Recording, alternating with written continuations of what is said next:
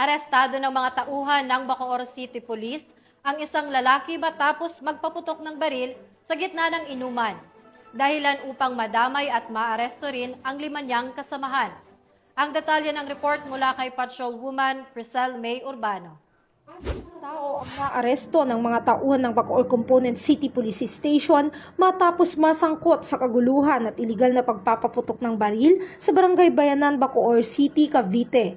Kinilala ang pangunahing suspect na si alias Arthur, residente ng Quiapo, Maynila, habang ang kanyang mga kasamahan ay sina alias Ricky, Miko, Lito, Ronnie, pawang mga residente ng Bacoor City, Cavite, at si alias RR mula naman sa Pasig City. Batay sa paunang investigasyon, ang grupo ay naghiinuman ng magdulot ng labis na ingay at kaguluhan, dahilan upang ireklamo ng mga residente. Sa gitna ng inuman, umani nagpaputok ng baril si alias Arthur gamit ang kanyang hindi lisensyadong caliber 9mm na baril. Agad na rumisponde ang mga operatiba ng Bacoor Police, ngunit nagtangkang tumakas ang suspect.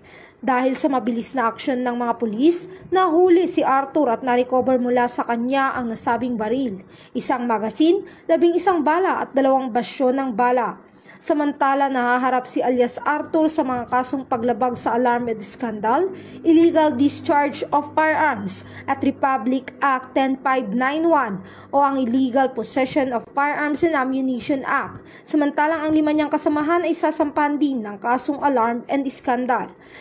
Mula dito sa PRO Calabarzon, ako ang inyong Police News Network Correspondent, Patrolwoman Priscel May Urbano, alagad ng batas, tagataguyod ng balitang pulis.